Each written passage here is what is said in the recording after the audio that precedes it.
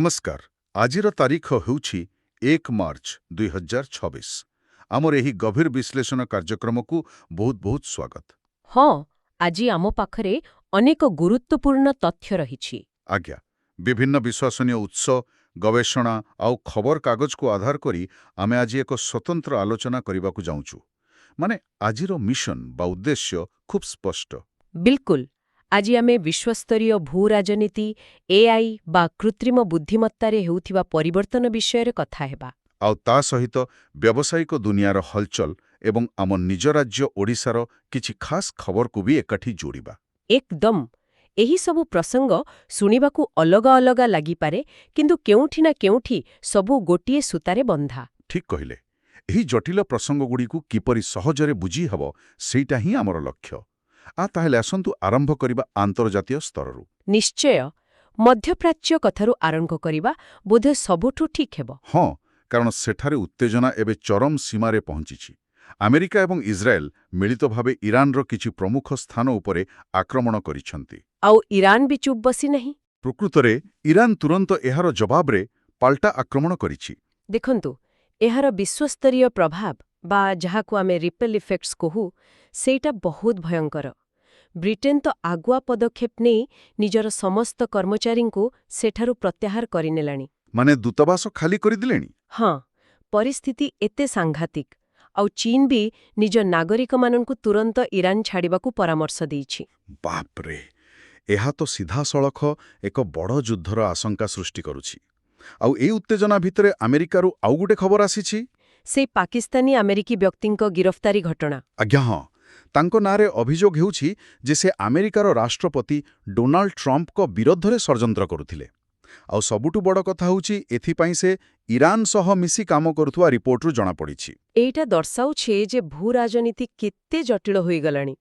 गोटे पटे बाहारे संघर्ष आउ अन्य पटे देश भितरे एमिति षड्यंत्र। ठीक कथा। आउ ट्रंप कथा जेहेतु उठिला, तांको प्रशासनर आउ गुटे बड़ निष्पत्ति आमको आलोचना करिबाकू पड़िबो। एटा सीधा आर्टिफिशियल इंटेलिजेंस बा एआई सह जड़ित। हाँ, ट्रंप बनाम एंथ्रोपिक विवाद। एकदम। एंथ्रोपिक होछि अमेरिकार गोटे बहुत प्रसिद्ध एआई कंपनी, किंतु ट्रंप प्रशासन वर्तमान एही कंपनी को संपूर्ण भावे कला तालिकाभुक्त बा ब्लैकलिस्ट कर दिछंती। आउ एहेर कारणटा बहुत आश्चर्यजनक।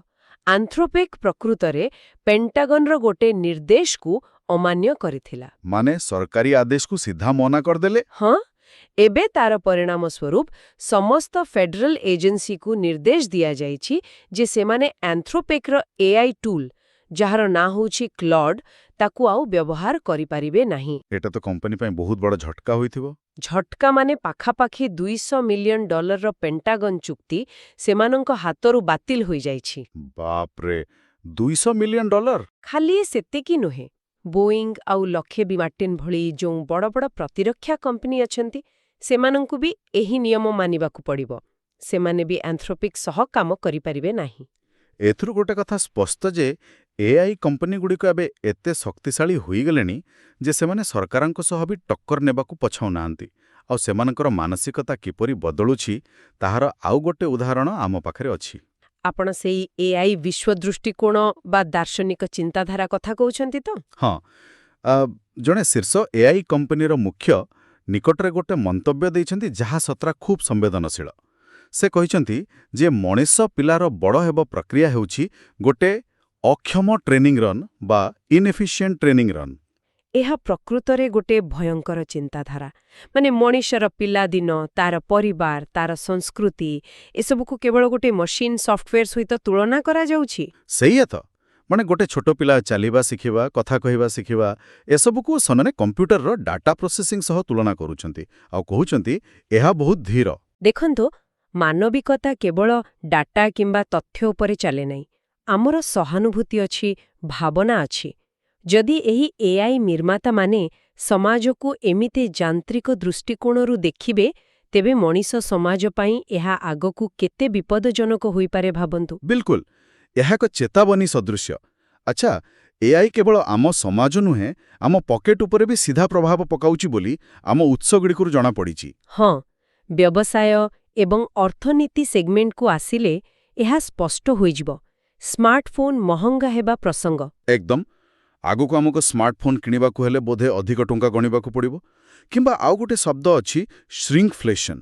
ମାନେ ସମାନ ଦାମରେ କମ୍ ଫିଚର୍ସ ମିଳିବ। ହଁ, ମାନେ ଯଦି ଆପଣ 30,000 ଟଙ୍କା ଦେଇ ଆଗର 8 ଜିବି ର୍ୟାମ୍ ପାଉଥିଲେ, ଏବେ ସେଇ 30,000ରେ ବୋଧେ 6 ଜିବି ର୍ୟାମ୍ ମିଳିବ। ଏମିତି ଖରିଙ୍କି ହେଉଛି?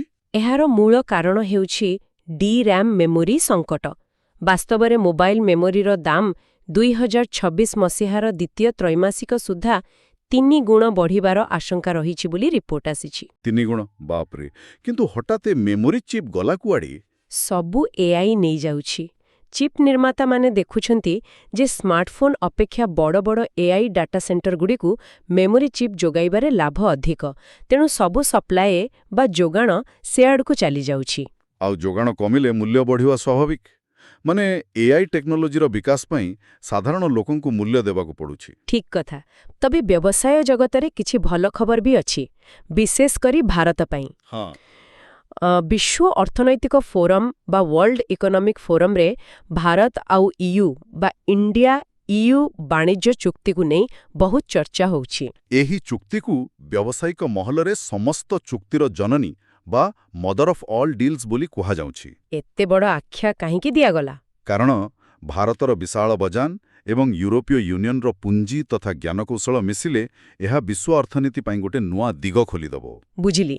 ଆଉ କର୍ପୋରେଟ୍ ସ୍ତରରେ ଦେଖିଲେ ଗ୍ରାଭିଟା କମ୍ପାନୀର ପଦକ୍ଷେପ ମଧ୍ୟ ବେଶ୍ ଚର୍ଚ୍ଚାରେ ଅଛି। ହଁ, ଗ୍ରାଭିଟା କମ୍ପାନୀ ପ୍ରାୟ 565 କୋଟି ଟଙ୍କାରେ ଆର୍ଏମ୍ଆଇଏଲ୍କୁ କିଣି ନେଇଛି। ଆଉ ଏହାଦ୍ୱାରା ସେମାନେ ତମ୍ବା ବା କପର ରିସାଇକ୍ଲିଂ ବ୍ୟବସାୟରେ ପ୍ରବେଶ କରୁଛନ୍ତି। କେବଳ ତମ୍ବା ନୁହେଁ, ଇଲେକ୍ଟ୍ରିକ୍ ଭେହିକଲ୍ ବା ଇଭି ବ୍ୟାଟେରୀ ରିସାଇକ୍ଲିଂରେ ବି ସେମାନେ ପାଦ ଥାପିଛନ୍ତି। ଏବେ ଇଲେକ୍ଟ୍ରିକ୍ ଗାଡ଼ିର ଯୁଗ ଚାଲିଛି, କିନ୍ତୁ ପୁରୁଣା ବ୍ୟାଟେରୀର ପରିଚାଳନା ଗୋଟେ ବଡ଼ ସମସ୍ୟା ଥିଲା। ତେଣୁ ସବୁଜ ଶକ୍ତି ଏବଂ ପରିବେଶ ସୁରକ୍ଷା କ୍ଷେତ୍ରରେ ଏହା ଗୋଟେ ବଡ଼ ପଦକ୍ଷେପ। ଆଉ ପରିବେଶ କଥା ପଢ଼ିଲେ ଜଳବାୟୁ ଏବଂ ପରିବେଶ ପାଣ୍ଠିକୁ ନେଇ ଗୋଟେ ବଡ଼ ଆଲୋଚନା ଚାଲିଛି ଆମ ଉତ୍ସଗୁଡ଼ିକରେ। ଏକଦମ। ମିଳିତ ଜାତିସଂଘର ପରିବେଶ କାର୍ଯ୍ୟକ୍ରମ ବା ୟୁଏନ୍ଇପି ଗୋଟେ ସ୍ପଷ୍ଟ ବିବୃତ୍ତି ଦେଇଛି ଯେ ବର୍ତ୍ତମାନର ସବୁଠାରୁ ବଡ଼ ଆହ୍ୱାନ ହେଉଛି ପାଣ୍ଠି ବା ଫାଇନାନ୍ସ। ମାନେ ପରିବେଶ ରକ୍ଷା ପାଇଁ ଟଙ୍କା କେଉଁଠୁ ଆସିବ? ହଁ, ଆଉ ସେମାନେ ଜୋର ଦେଇଛନ୍ତି ଯେ ପ୍ରକୃତିକୁ କେବଳ ବ୍ୟବସାୟିକ ଦୃଷ୍ଟିକୋଣରୁ ଦେଖିଲେ ହେବ ନାହିଁ। ଜଙ୍ଗଲ, ନଦୀ ଏସବୁକୁ ଦୀର୍ଘକାଳୀନ ସର୍ବସାଧାରଣ ସମ୍ପତ୍ତି ବା ପବ୍ଲିକ୍ ଗୁଡ୍ ଭାବେ ଗ୍ରହଣ କରିବା ଦରକାର।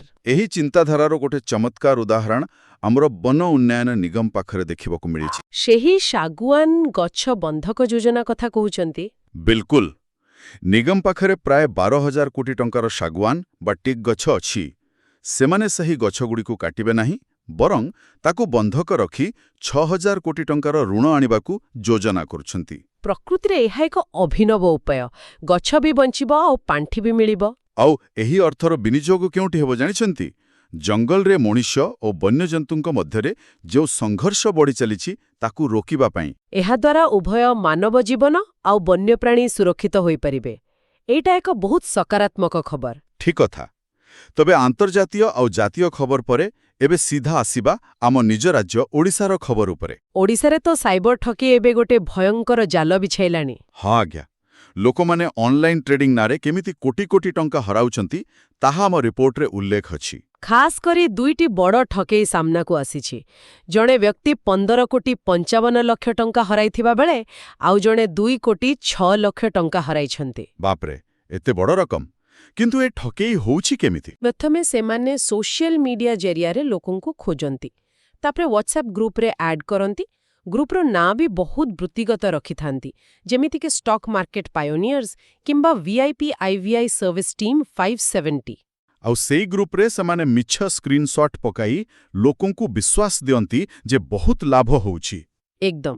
ଲୋକେ ପ୍ରଲୋଭିତ ହୋଇ ଟଙ୍କା ଲଗାନ୍ତି, ଆଉ ଯେତେବେଳେ ଟଙ୍କା ଫେରସ୍ତ ମାଗନ୍ତି ସେତେବେଳେ ଗୋଟେ ନକଲି ରିସ୍କ କଣ୍ଟ୍ରୋଲ ଟିମ୍ ଆସି ବିଭିନ୍ନ ବାହାନା କରେ ଆଉ ଆକାଉଣ୍ଟକୁ ବ୍ଲକ୍ କରିଦିଏ। ଏହା ସତରେ ଅତ୍ୟନ୍ତ ଦୁଃଖଦାୟକ। ଲୋକେ ନିଜ ଜୀବନସାରାର ରୋଜଗାର ଏମିତି ହରାଇ ଦେଉଛନ୍ତି। ଏଣେ ଲୋକେ ଡିଜିଟାଲ ଦୁନିଆରେ ଠକାମିର ଶିକାର ହେଉଛନ୍ତି, ଆଉ ତେଣେ ବାସ୍ତବ ଦୁନିଆରେ ଆମ ଚାଷୀ ଭାଇମାନେ ଅବହେଳାର ଶିକାର ହେଉଛନ୍ତି। ଆପଣ ବାସୁଦେବପୁର ଚାଷୀ ଆନ୍ଦୋଳନ କଥା କହୁଛନ୍ତି ନା? ହଁ, ଧାନ କିଣାରେ ଯେଉଁ ଅବହେଳା ହେଉଛି ସେଥିପାଇଁ ଚାଷୀମାନେ ଶୀତ କାକରରେ ଖୋଲା ଆକାଶ ତଳେ ଧାନ ବସ୍ତା ଜଗି ବସିଛନ୍ତି। ନିଜ ହକ୍ ପାଇଁ ତହସିଲଦାରଙ୍କ କାର୍ଯ୍ୟାଳୟ ଆଗରେ ବିକ୍ଷୋଭ କରୁଛନ୍ତି। ଗୋଟିଏ ପଟେ ଆମେ ଏଆଇ ଆଉ ଟେକ୍ନୋଲୋଜିର ଶିଖରରେ ପହଞ୍ଚିଗଲୁଣି, କିନ୍ତୁ ଅନ୍ୟପଟେ ଗୋଟେ ସାଧାରଣ ଧାନ କିଣା ବ୍ୟବସ୍ଥାକୁ ଠିକ୍ରେ ପରିଚାଳନା କରିପାରୁନାହୁଁ। ଏହା ପ୍ରଶାସନିକ ତ୍ରୁଟି ନିଶ୍ଚୟ। ମାନେ ବିକାଶର ଏକ ଅସମାନ ଚିତ୍ର ଏଥିରୁ ସ୍ପଷ୍ଟ ବାରି ହୋଇପଡ଼ୁଛି। ତବେ ସବୁକିଛି ଖରାପ ନୁହେଁ। କ୍ରୀଡ଼ା କ୍ଷେତ୍ରରୁ ଓଡ଼ିଶା ପାଇଁ ଗୋଟେ ବହୁତ ଗର୍ବର ବିଷୟ ରହିଛି। ହଁ, ଓଡ଼ିଶାର ହାଇ ପରଫର୍ମାନ୍ସ ସେଣ୍ଟର ବା HPC କୁ ଏକ ବଡ଼ ଦାୟିତ୍ୱ ମିଳିଛି। ଜାତୀୟ ଜିମ୍ନାଷ୍ଟିକ୍ସ କ୍ୟାମ୍ପ ଆୟୋଜନ ପାଇଁ ଆମ ରାଜ୍ୟର ସେଣ୍ଟରକୁ ଚୟନ କରାଯାଇଛି। ଏଇଟା ଆମ ଭିତ୍ତିଭୂମି ଉପରେ ଥିବା ବିଶ୍ୱାସର ପ୍ରମାଣ। ଖେଳାଳିମାନଙ୍କ କଥା କ'ଣ? କେହି ମନୋନୀତ ହୋଇଛନ୍ତି କି? ନିଶ୍ଚୟ। ପ୍ରଣତି ନାୟକ ଏବଂ ତୋପେଶ୍ୱରନାଥ ଦାସଙ୍କ ଭଳି ପ୍ରତିଭାବାନ ଖେଳାଳି ଏହି କ୍ୟାମ୍ପ ପାଇଁ ମନୋନୀତ ହୋଇଛନ୍ତି। ଓଡ଼ିଶାରେ କ୍ରୀଡ଼ାର ଭବିଷ୍ୟତ ଖୁବ୍ ଉଜ୍ଜ୍ୱଳ ଦେଖାଯାଉଛି। ଶୁଣି ବହୁତ ଖୁସି ଲାଗିଲା। ଏବେ କାର୍ଯ୍ୟକ୍ରମର ଶେଷ ଆଡ଼କୁ ଆସିଯାଇଛୁ। ଆଉ ଦୁଇଟି ଛୋଟ କିନ୍ତୁ ମହତ୍ତ୍ୱପୂର୍ଣ୍ଣ ଜାତୀୟ ଖବର ଅଛି। ପ୍ରଥମଟି ହେଉଛି କେରଳ ବିଷୟରେ। ସେଠାକାର ସରକାର ଦାବି କରୁଛନ୍ତି ଯେ ରାଜ୍ୟର ନାମକୁ ସରକାରୀ ଭାବେ କେରଳମ୍ କରାଯାଉ। କାରଣ ମାଲୟାଲମ ଭାଷାରେ ସେମାନେ ନିଜ ରାଜ୍ୟକୁ କେରଳମ୍ ହିଁ କୁହନ୍ତି। ଏବଂ ଦ୍ୱିତୀୟ ଖବର ହେଉଛି ଦିଲ୍ଲୀର ବାୟୁ ପ୍ରଦୂଷଣ। ହଁ, ଦିଲ୍ଲୀର ବାୟୁସ୍ଥିତି ପୁଣି ଖରାପ ସ୍ତରକୁ ଖସି ଆସିଛି। କିନ୍ତୁ ଏଥର କାରଣଟା ଟିକେ ଅଲଗା। ଏଥର ମୁଖ୍ୟ ଖଳନାୟକ ହେଉଛି ଓଜୋନ ଗ୍ୟାସ୍। ଓଜୋନ? କିନ୍ତୁ ଓଜୋନ ସ୍ତର ତ ଆମକୁ ସୂର୍ଯ୍ୟକିରଣରୁ ରକ୍ଷା କରେ ନା? ସେଇଟା ବାୟୁମଣ୍ଡଳର ବହୁତ ଉପରେ ଥାଏ।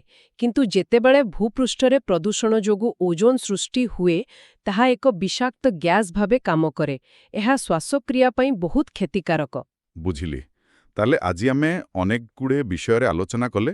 ଆଜିର ଏହି ବିସ୍ତୃତ ଆଲୋଚନାକୁ ଯଦି ଆମେ ସାରାଂଶରେ ଦେଖିବା, ତେବେ ଏକ ବଡ଼ ବିରୋଧାଭାସ ଦେଖିବାକୁ ମିଳୁଛି। କେମିତିକା ବିରୋଧାଭାସ? ଏକପଟେ ବିଶ୍ୱରେ ଏଆଇ ଟେକ୍ନୋଲୋଜି ଏବଂ ଯୁଦ୍ଧ ପାଇଁ କୋଟି କୋଟି ଡଲାର ପାଣି ଭଳି ଖର୍ଚ୍ଚ ହେଉଛି, କିନ୍ତୁ ଅନ୍ୟପଟେ ସ୍ଥାନୀୟ ସ୍ତରରେ ଚାଷୀମାନେ ନିଜର ନ୍ୟାୟ୍ୟ ପ୍ରାପ୍ୟ ପାଇଁ ଶୀତ କାକରରେ ସଂଘର୍ଷ କରୁଛନ୍ତି, ଆଉ ସାଧାରଣ ଲୋକ ସାଇବର ଠକେଇରେ ଶିକାର ହେଉଛନ୍ତି। ଏକଦମ ଠିକ୍ କଥା। ସମାଜରେ ଟେକ୍ନୋଲୋଜି ଯେତେ ଆଗକୁ ଗଲେ ବି ମୌଳିକ ସମସ୍ୟାଗୁଡ଼ିକ ସେମିତି ରହିଯାଇଛି। ତେବେ ଏଇଠି ଗୋଟେ ଗଭୀର ଚିନ୍ତାଧାରା ଆସୁଛି।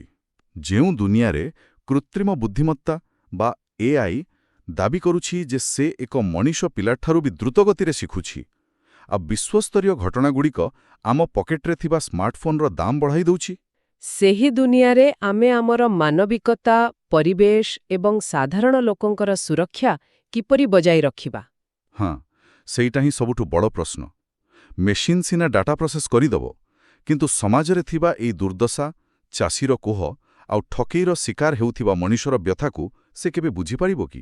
ଏହି ପ୍ରଶ୍ନର ଉତ୍ତର ହୁଏତ ବର୍ତ୍ତମାନ ଆମ ପାଖରେ ନାହିଁ। ଆଗାମୀ ଦିନରେ ହିଁ ଏହାର ଉତ୍ତର ମିଳିବ। ନିଶ୍ଚିତ ଭାବେ ଆମେ ସମସ୍ତେ ଏହା ଉପରେ ଚିନ୍ତା କରିବା ଦରକାର। ଆଜିର ଆଲୋଚନାକୁ ଏଇଠି ବିରାମ ଦେବା। ଆଗକୁ ପୁଣି ଏମିତି କିଛି ନୂଆ ତଥ୍ୟ ସହିତ ଭେଟ ହେବା। ସେ ପର୍ଯ୍ୟନ୍ତ ଆମ ସହିତ ରହିଥିବାରୁ ଧନ୍ୟବାଦ।